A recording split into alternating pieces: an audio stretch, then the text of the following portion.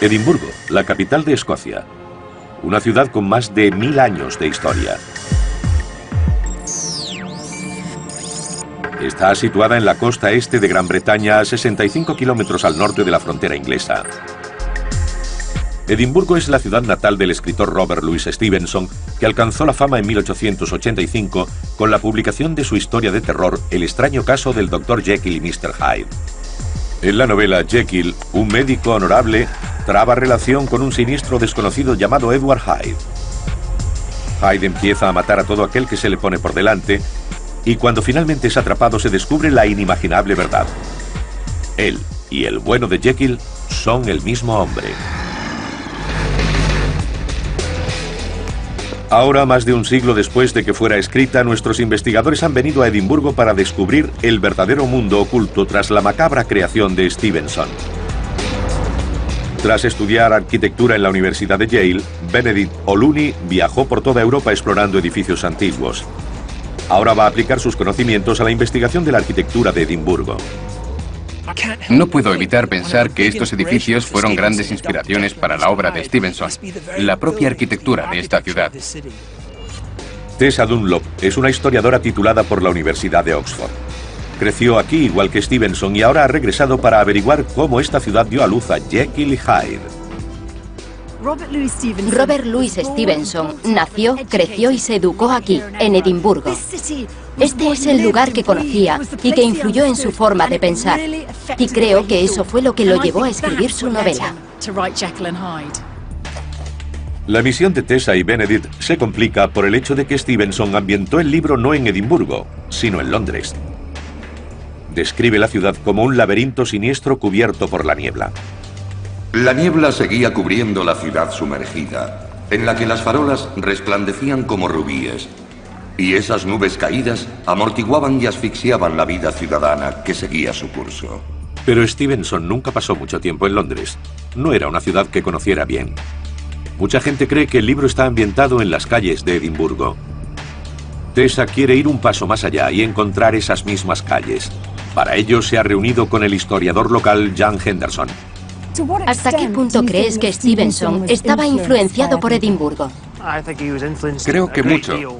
Mirando a nuestro alrededor vemos que es una ciudad imponente, y en la época en la que vivió Stevenson incluso más. Mucha gente cree que los personajes de Jekyll y Hyde tienen mucho que ver con Edimburgo. Entonces, ¿por qué ambientó Stevenson su libro en Londres? Porque no era tonto.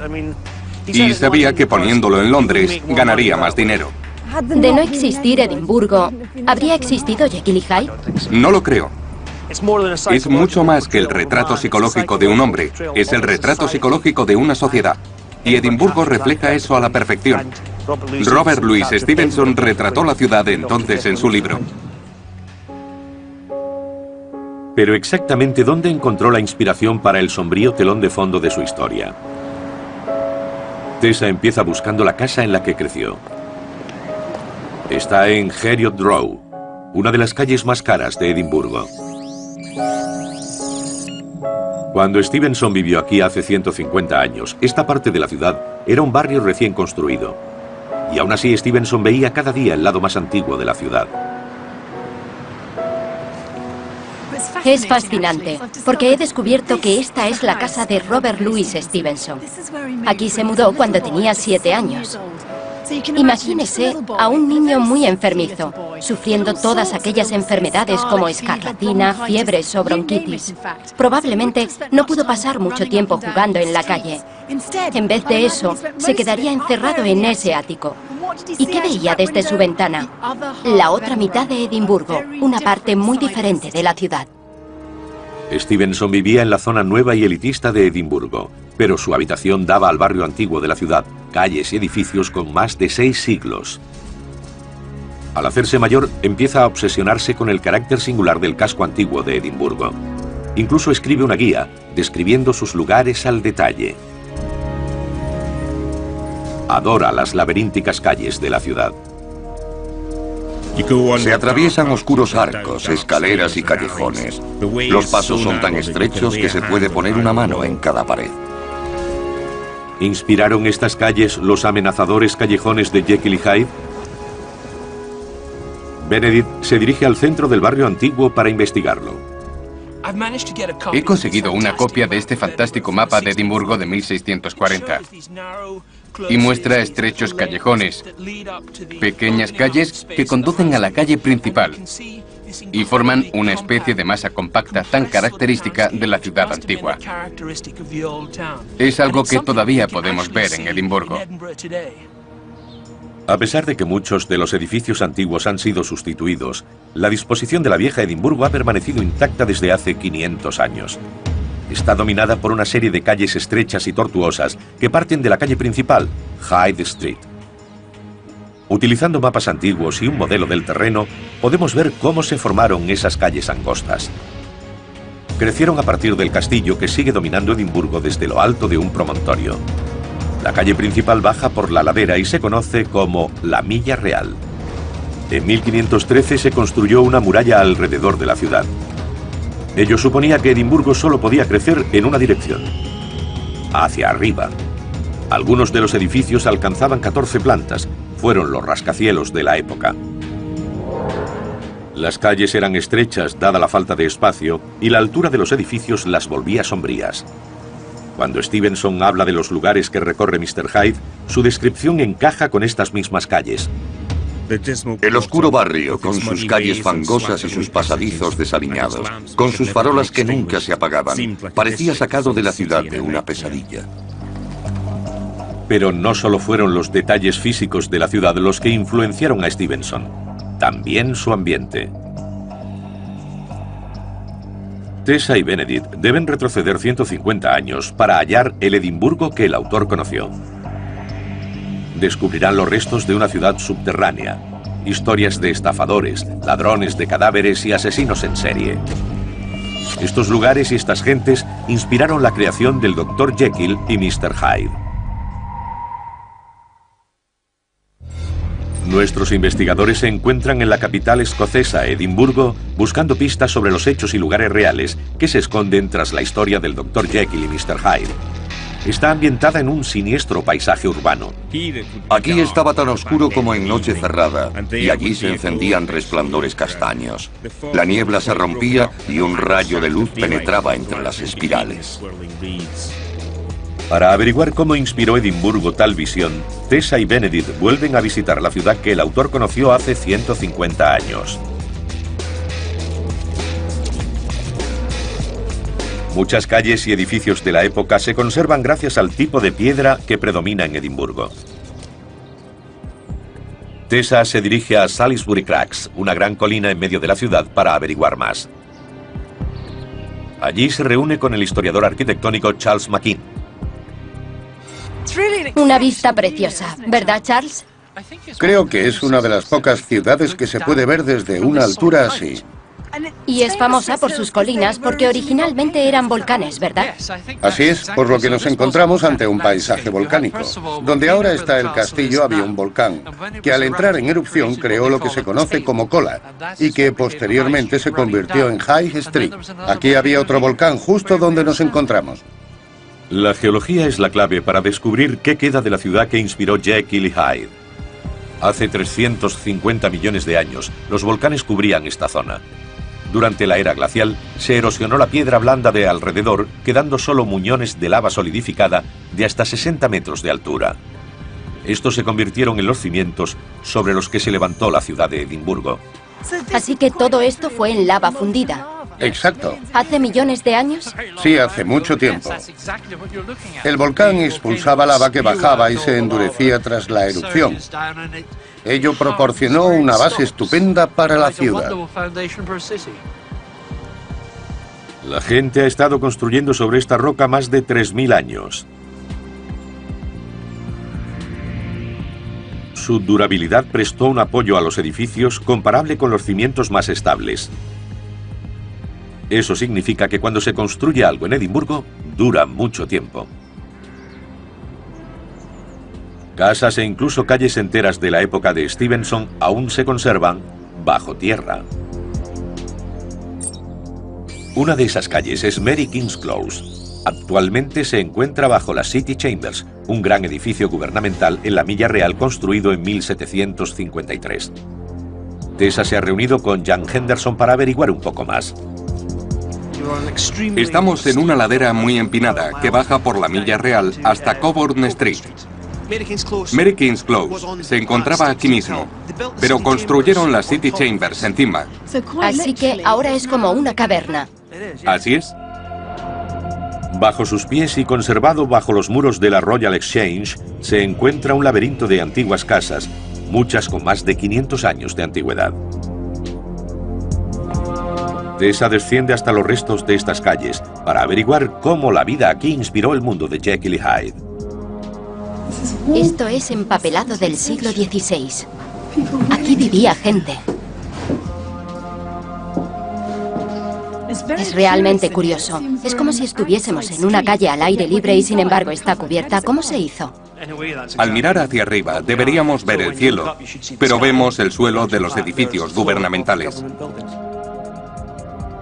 La resistencia de la piedra volcánica sobre la que se alza Edimburgo permitió a los arquitectos de las City Chambers edificar sin necesidad de cimientos. En su lugar construyeron sobre las casas ya existentes, eliminando las últimas plantas para crear una plataforma nivelada. La ciudad en la que se ambienta Jekyll y Hyde es descrita como un antro de suciedad y pobreza. La niebla levantó un poco descubriendo un miserable callejón, una taberna y a unos niños harapientos acurrucados en las puertas. Tessa encuentra similitudes en Mary King's Close. Cuesta imaginar cómo era la vida en un sitio así. Debía ser repugnante vivir en la planta inferior de alguno de estos edificios. Era asqueroso. Edimburgo no tenía alcantarillado. Se deshacían de la porquería tirándola por la ventana y gritando «Gare l'eau», agua va. Del francés «Garde de l'eau». Solo que no era agua, sino excrementos, aguas residuales, gatos muertos o la abuela.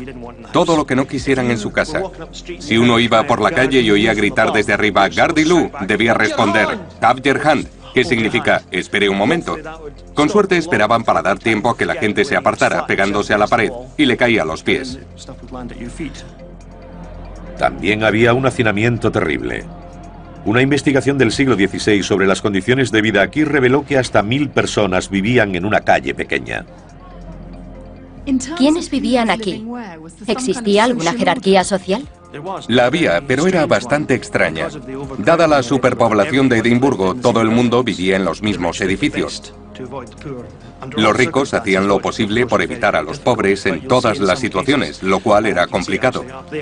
No obstante, lo que solían hacer era construir una escalera desde la calle hasta sus ventanas, para no tener que usar la escalera común y mezclarse con las clases bajas. Ahora podemos revelar el aspecto de Mary King's Close antes de quedar enterrada bajo las City Chambers. Los edificios tenían varias plantas y los más pobres vivían en las inferiores, cerca de las sucias calles. Pero lo más extraordinario de Mary King's Close es que la calle no fue abandonada cuando se construyó encima. Los miembros más pobres de la sociedad siguieron viviendo bajo este gran edificio. Y seguían haciéndolo 100 años después, cuando Stevenson vivía en la ciudad. En tiempos de Stevenson, las City Chambers ya cubrían Mary King's Close. ¿Se sabe a ciencia cierta si conocía este lugar? Por supuesto que conocía Mary King's Close. Era famoso. Probablemente vino al casco antiguo y vio la pobreza y el crimen que había. De hecho, escribió sobre ello en varias ocasiones. No creo que Stevenson escribiera sobre nada que no conociera. Mugriento, pobre y enterrado, literalmente. Mary King's Close era el modelo perfecto para la espeluznante y peligrosa ciudad de Jekyll y Hyde. Pero Edimburgo también inspiró a Stevenson la idea matriz de la historia. El ser humano es dual. El concepto de una identidad dividida era tan nuevo e inquietante que aterrorizaría a los lectores durante décadas y surgió de hechos reales ocurridos en la ciudad de Edimburgo. Nuestros expertos están en la capital de Escocia, Edimburgo. Intentan encontrar las pistas ocultas del mundo que inspiró a Robert Louis Stevenson para crear la historia de Jekyll y Hyde. Han descubierto cómo el pasado de la ciudad se conserva en un mundo subterráneo. Ahora verán que la urbe no solo está dividida entre superficie y subsuelo, también lo está entre la ciudad nueva y la vieja. Esta división tuvo una influencia directa en la idea central de Jekyll y Hyde. El hombre no es uno, sino dos. Todos los seres humanos son una mezcla de bien y de mal. Como el personaje del Dr. Jekyll, la Edimburgo de Stevenson también tenía dos caras muy diferentes. Hacia el norte se construyó una nueva ciudad prácticamente de cero. Y no podía ser más diferente del casco antiguo. Una urbe con dos identidades. Eso fue lo que le dio la idea para Jekyll y Hyde. Tessa se ha reunido con Charles McKean en el archivo histórico de la ciudad. Charles, ¿por qué Edimburgo decidió construir una ciudad nueva? Fue una decisión política. La gente quería redefinirse y decidieron construir fuera del casco antiguo, en esa zona de ahí, una ciudad nueva que representara una nueva forma de vida, una nueva sociedad civil. El nuevo desarrollo de Edimburgo era de tal magnitud que se convocó un concurso de ideas. Arquitectos de todo el país fueron invitados a presentar sus proyectos. El ganador propuso un diseño geométrico de calles amplias y proporcionadas. El nuevo barrio estaba destinado a gente de alto rango y mucho dinero, aristócratas, y lo dejaron bien claro. Los profesionales y la gente corriente debían ceñirse a la ciudad vieja. Este era un barrio exclusivo. Estas mejoras continuaron durante 70 años y transformaron la ciudad por completo. Los pantanos fueron convertidos en jardines públicos, se construyeron puentes para unir las dos partes y se tendió el ferrocarril por el valle. Edimburgo se convirtió en dos ciudades. Este nuevo barrio de aristócratas debió tener un efecto extraordinario en la ciudad. Exacto. Poco a poco, las clases medias y los profesionales fueron abandonando la ciudad vieja y mudándose a la nueva, hasta el punto en que nadie con cierto nivel vivía ya en el casco antiguo y viceversa, por lo que el barrio pobre se sumió en una espiral de declive. Dividida física y económicamente, las dos mitades de Edimburgo se convirtieron en polos opuestos. Igual que el desequilibrado monstruo que creó Stevenson, una zona era lujosa y respetable, la otra oscura y corrupta. Creo que la mejor forma de explicarlo es viendo este mapa, porque se hizo en 1820 aproximadamente. La ciudad nueva ya estaba concluida y se pueden apreciar las diferencias respecto al casco antiguo. Las casas son grandes y las calles anchas comparados con las antiguas. Es fantástico, porque impacta ver esta simetría en oposición a este laberinto de calles estrechas. Es la representación en piedra de Jekyll y Hyde, ¿verdad? El racional Jekyll y el espeluznante Hyde. Entonces, ¿cree que el libro también trata sobre la ciudad de Edimburgo? Eso creo. Y en mi opinión también consiguió captar la atmósfera de la ciudad, convirtiéndola en ficción. Pero tales ideas no solo surgieron de Edimburgo como ciudad, también proceden de los personajes de su historia. A medida que la construcción de la nueva ciudad dejaba a la antigua empobrecida y anárquica, calles como Mary King's Close se convirtieron en guaridas de criminales. Entre ellos un joven adinerado llamado Deacon Brodie. Su historia se convertiría en leyenda. Supongo que un individuo como Deacon Brodie encajaba en un lugar como este. Puedo imaginarlo recorriendo estos callejones. Deacon Brodie es un caso extraño, ya que participaba de los dos estratos sociales de esta ciudad. Era un hombre respetable, concejal y probablemente propietario de una buena casa. Pero de noche era jugador, embustero, ladrón, timador y frecuentaba sótanos en los que se jugaba a los dados y se apostaba en peleas de gallos, entre otras cosas. Concejal de día y ladrón de noche, Deacon Brodie llevaba una doble vida y puede ser un modelo para el Dr. Jekyll. Pero vivió 70 años antes de que naciera Stevenson. ¿Qué sabía de Brodie? La respuesta se encuentra en la antigua prisión de Edimburgo, conocida como Tolbooth. El edificio desapareció en 1817, pero la historiadora Jane Caldwell muestra a Benedict dónde estuvo. Se alzaba justo aquí. Sus torretas llegaban hasta la actual Milla Real, impidiendo el paso de la gente. Era un edificio de forma irregular a causa de las modificaciones que sufrió a lo largo de los años. Dentro, las condiciones eran horribles. Por ejemplo, en lugar de cañerías había un agujero en el centro de las celdas al que se arrojaba todo. En Tolbooth también se celebraban ejecuciones públicas y en 1788 Deacon Brodie, capturado durante un robo a mano armada, fue condenado a la horca. Había una plataforma en un lado donde se llevaban a cabo las ejecuciones.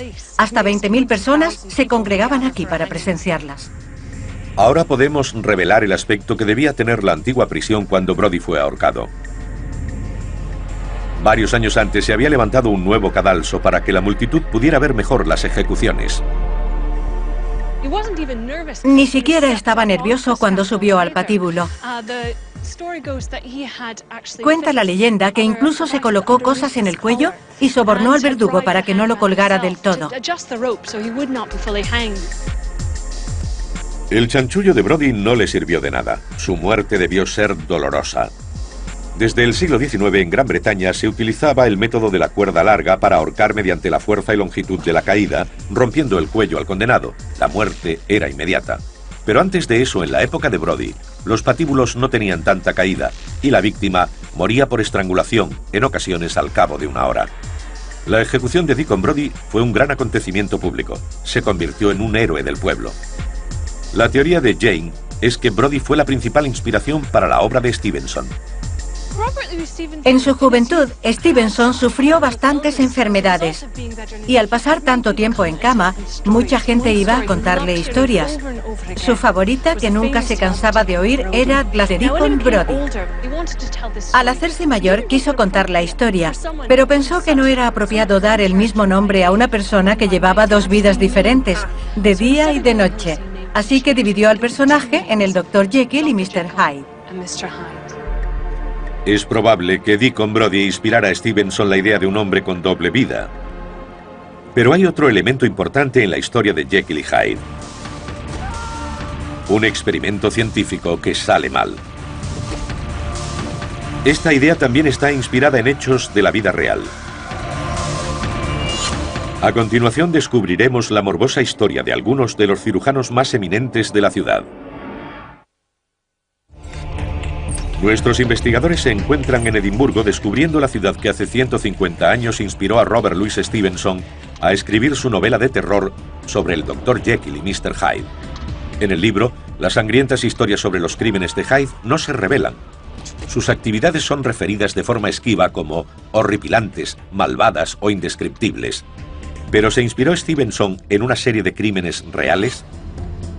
Benedict O'Looney examinará los aspectos más oscuros del pasado de Edimburgo.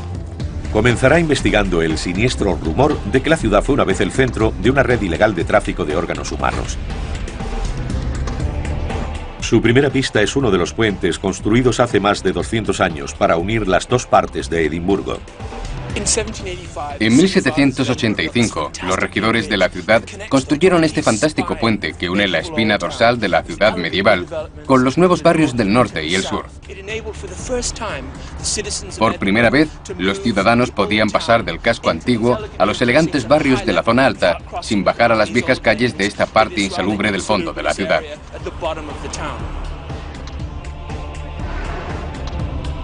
El puente se construyó entre dos hileras de edificios diseñados para acoger nuevas tiendas elegantes.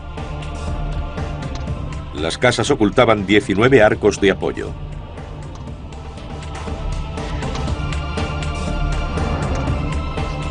Durante más de 100 años, los arcos permanecieron sellados y olvidados, pero recientemente han sido reexaminados. Ahora Benedict quiere averiguar qué relación tienen con la historia de Jekyll y Hyde. Vaya, un espacio fantástico. ¡Qué alto! Nos encontramos bajo el puente sur. El tráfico pasa por encima de nosotros. Así que estamos ante la erradicación de viviendas insalubres. Derribaron unas calles tortuosas del casco antiguo y las convirtieron en esta impresionante muestra de ingeniería civil de finales del 18. Eso es exactamente. Echaron abajo 4 calles y reciclaron la piedra de los edificios para crear esta sala abovedada. En esa esquina de ahí se puede ver la mampostería. Hay un largo dintel procedente de una casa que una vez se alzó en uno de los callejones. ¿Para qué servía este sitio? Esta zona fue diseñada para utilizarse como talleres o almacenes para los negocios del puente.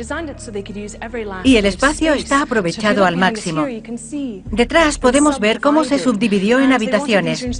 Hemos encontrado pruebas de que hubo un almacén de cerveza aquí abajo, e incluso había bodegas en los cuartos inferiores. Mientras las clases altas de Edimburgo disfrutaban de su nuevo puente en la superficie, los ciudadanos más pobres trabajaban en la miseria aquí abajo. Hay más de 120 habitaciones en estos sótanos y su tamaño varía desde 1 a 18 metros de longitud. Se pueden oír las goteras y se han formado estalactitas. Y no solo eso, no construían chimeneas para que saliera el humo. Así que este debía llenar toda la habitación cada vez que encendían un fuego. Para alumbrarse, al no haber ventanas ni luz natural, encendían lámparas de aceite.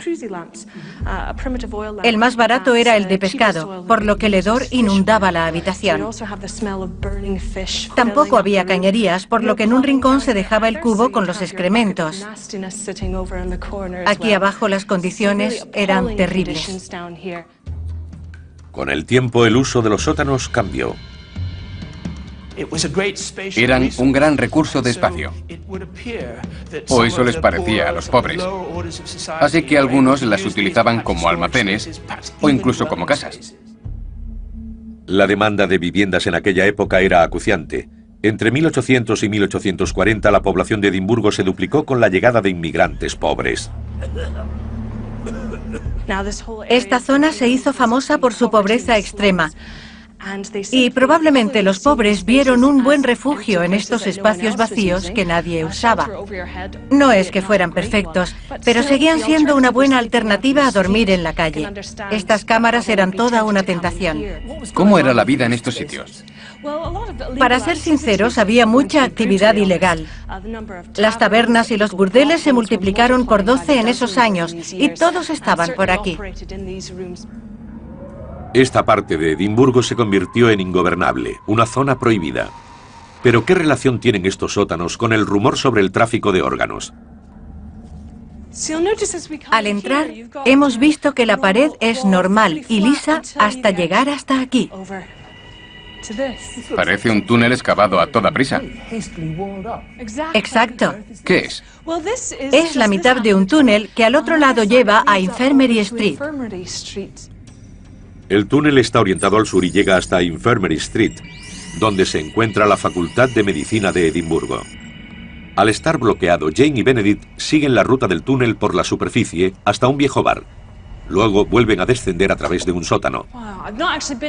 Nunca había bajado aquí y no esperaba encontrar un espacio tan grande. Pensé que llegaríamos a uno de los sótanos, no a una sala tan grande como esta. Esto parece la superficie de una de las calles que hemos visto del viejo Edimburgo. Hay una canalización en medio y viejas losas a cada lado, por lo que creo que es una parte de una calle antigua que ya desapareció. Supongo que nos encontramos bajo Infirmary Street, así que puede que esto sea parte de la antigua calle que había antes de que se construyera el puente del sur. He contado 29 escalones desde el nivel de la calle, así que calculo que nos encontramos a unos 6 metros bajo la superficie. Aproximadamente es la misma profundidad que tiene el túnel que vimos bajo el puente. ¿Podría ser el mismo? Es probable. Lo que dices concuerda. Jane y Benedict han descubierto un pasadizo secreto que conecta los peligrosos sótanos con la Facultad de Medicina. El túnel se utilizaba a comienzos del siglo XIX cuando Edimburgo era la capital médica de Europa. Los estudiantes de anatomía de la ciudad eran considerados los mejores. ¿Por qué estaban estos dos mundos conectados de tal forma? ¿Cuál es su relación con Jekyll y Hyde? Tessa acude a la Facultad de Medicina para averiguarlo. Se entrevista con un profesor de anatomía. La anatomía es la base de las disciplinas clínicas. Por consiguiente, si un estudiante decidía convertirse en un cirujano cualificado, debía conocer la anatomía humana al detalle. El problema era que cada vez había menos cuerpos disponibles para hacer la disección. Así que en Edimburgo hay una facultad con gran demanda, en especial en anatomía, pero con escasez de cuerpos. Sí, así surgió el tráfico ilegal de cadáveres. Tessa ha descubierto que los rumores sobre los traficantes de cadáveres son ciertos. En el siglo XIX, grupos de hombres exhumaban los cadáveres en los cementerios de Edimburgo y los vendían a la Facultad de Medicina. Pero, ¿conocía Stevenson estas actividades? ¿Dejaron los traficantes alguna prueba física? Tessa se dirige a uno de los cementerios más antiguos de la ciudad. ¿Estamos en uno de los cementerios donde operaban los ladrones de cuerpos? Sí, de hecho, Greyfast debía ser uno de sus favoritos. Está en medio de la ciudad vieja, centro de toda la actividad delictiva. También está cerca del departamento de anatomía de la Universidad de Edimburgo, donde vendían los cuerpos. Los hombres de la resurrección, como los llamaban, solían venir por la noche, saltaban la tapia, buscaban una tumba reciente, la descubrían, abrían el ataúd y sacaban el cuerpo, normalmente mediante ganchos que le introducían por las fosas nasales, para luego meterlo en un saco. Debió ser una auténtica pesadilla para las familias. En una época de tantas supersticiones, los ladrones de tumbas debían parecerles horribles. Los hombres de la resurrección estaban peor considerados aún que los asesinos. El robo de tumbas era tan común que incluso afectó al diseño de los cementerios. Se erigieron muros y torres de vigilancia para protegerlos. Había que tener bastante dinero para permitirse meter el cuerpo en uno de estos pudrideros, y se ve claramente para qué. El cadáver permanece aquí y queda protegido. Tras un par de días, deja de ser útil a los anatomistas y por tanto a los ladrones. Es entonces cuando se entierra adecuadamente. El robo de cadáveres era un trabajo desagradable pero lucrativo. El cuerpo de un niño podía valer entre 1 libra y 1,5 libras. Por varios cuerpos se podían ganar 4 o 5 libras. Si era época de escasez, se pagaban 15 y hasta 30 libras, que en aquella época era mucho dinero.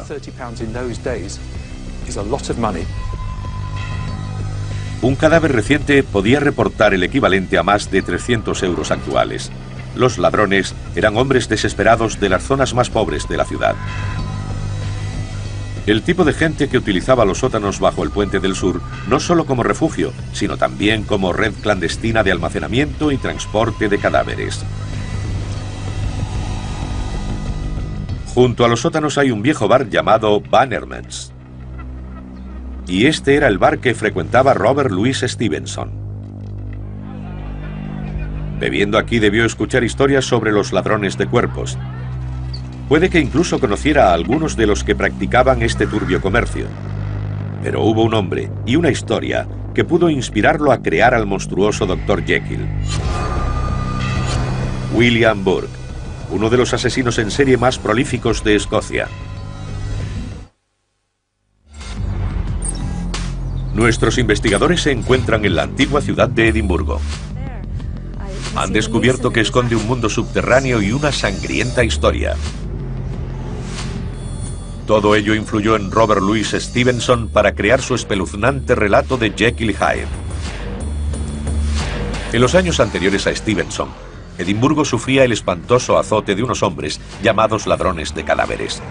Entraban en los cementerios y desenterraban los cuerpos para venderlos en la escuela de anatomía, inspirando directamente la novela de Stevenson. En el verano de 1828, 2 inmigrantes irlandeses, William Burke y William Hare, urdieron un plan para simplificar el proceso del robo de cuerpos. Me han hablado de una pareja llamada Burke y Hare. Burke y Hare no eran ladrones de cuerpos. Nunca pusieron un pie en un cementerio con ese propósito. Eran asesinos en serie. Su plan era merodear por la ciudad de noche y buscar a gente que nadie echaría de menos. Pobres, prostitutas. Se acercaban a ellos y les ofrecían un lugar en el que quedarse. un asiento junto al fuego y tanta bebida como quisieran. Los atiborraban de bebida hasta que caían al suelo borrachos y no podían defenderse. William Hare solía sujetarlos y William Burke los mataba. Sus armas eran estos 3 dedos. Metían 2 por la nariz y el tercero bajo la boca, asfixiando así a sus víctimas en pocos minutos. Así tenían buenos cadáveres sin heridas de bala o cuchillo que vendían a buen precio a la Facultad de Medicina. En 18 meses, Burke y Hare mataron a 17 personas. Fue la mayor ola de asesinatos de Escocia. He descubierto que Burke y Hare eran individuos especialmente macabros. También eran manipuladores, por la forma en la que mataban a sus víctimas. Por ejemplo, casi siempre eran personas mayores y vulnerables. Generalmente, recién llegados a la ciudad, a los que nadie echaría de menos. En una ocasión mataron a una prostituta y a un niño inválido. Es horrible. Pero Burke y Hare no quedarían impunes. Un ayudante de cirujano reconoció uno de los cuerpos que Burke le había traído. Era el de una joven prostituta llamada Mary Patterson. Probablemente el ayudante, el señor Ferguson, se había acostado con ella unos días antes. Varios estudiantes también lo habrían hecho en los días o semanas anteriores. La reconocieron de inmediato y preguntaron a Burke, al que le habían comprado el cuerpo, cómo murió. Era muy joven. A lo que él contestó: estas cosas le pasan a gente que bebe mucho, y obviamente ella era alcohólica. La investigación de la muerte de Patterson condujo a la policía hasta Hare, quien prestó declaración a cambio del perdón. Burke fue juzgado y condenado por múltiples asesinatos. William Burke fue ejecutado públicamente. Unas 20.000 personas fueron al centro de la ciudad para presenciarlo. Todas las ventanas, los tejados y las calles estaban llenas de gente. Pero pensaron que era apropiado entregar su propio cuerpo, ya que había dado tantos a la Facultad de Medicina. El cuerpo de Burke fue enviado directamente del patíbulo a la Facultad de Medicina, donde recibió el mismo tratamiento que los cuerpos de sus víctimas. Se hicieron algunos moldes de su cara, esta es una, cuando todavía estaba en la prisión de Tolbooth, en Edimburgo. Este es el molde ya muerto, sacado poco después de ser ejecutado. No está demasiado clara, pero se supone que esta es la marca de la cuerda. Tras obtener la mascarilla, los miembros de la Escuela de Anatomía diseccionaron el cuerpo de Burke e hicieron una serie de libretas con su piel. Algunas de ellas todavía siguen en circulación. Tessa ha descubierto que los restos de Burke aún siguen aquí. Este es el infame Burke. Tiene un aspecto macabro. Fue diseccionado bajo la autoridad del profesor de anatomía de la época. Se hizo para disuadir a otra gente de cometer asesinatos. William Burke fue ejecutado en 1831, solo 20 años antes del nacimiento de Stevenson. ¿Fue este el hombre que inspiró la creación del Dr. Jekyll? No puedo evitar pensar que hay muchas similitudes entre el Jekyll y Hyde de Stevenson y este extraño mundo dual de profesionales, médicos y ladrones de cuerpos y asesinos. Creo que la relación es bastante directa. Stevenson se inspiró en el suceso Burke y Hare que ocurrió en Edimburgo años antes, ya que la historia habría llegado a sus oídos. Stevenson conocía a Burke. Incluso escribió un relato sobre sus crímenes llamado Los ladrones de cadáveres. Pero Tessa no está convencida de que Burke sea el personaje en el que se basa Jekyll. Es interesante porque por un lado está el horror de robar cadáveres y por otro la necesidad de que la ciencia avance. Sí, los ladrones de cuerpos fueron vilipendiados, pero solo eran la mitad de la ecuación. Los médicos que compraban los cuerpos también estaban implicados. Aquello llevó a un desprestigio de los doctores de Edimburgo y, por supuesto, Stevenson acabó escribiendo sobre un médico de conducta viciada. Jekyll es un doctor respetable que abusa de sus conocimientos y crea una poción que le permite satisfacer sus más oscuros deseos. Tessa ha comprendido que si quiere encontrar la persona que verdaderamente inspiró al Dr. Jekyll, no tiene que buscar en los barrios bajos de la ciudad, sino en el nuevo y lujoso sector donde vivían los profesionales respetables y en concreto el doctor Robert Knox. Knox enseñaba anatomía y era muy conocido en la ciudad. A sus clases acudían hasta 500 estudiantes. Y fue él quien compró todas y cada una de las víctimas de Burke y Hare. El doctor Knox era excesivamente despreocupado.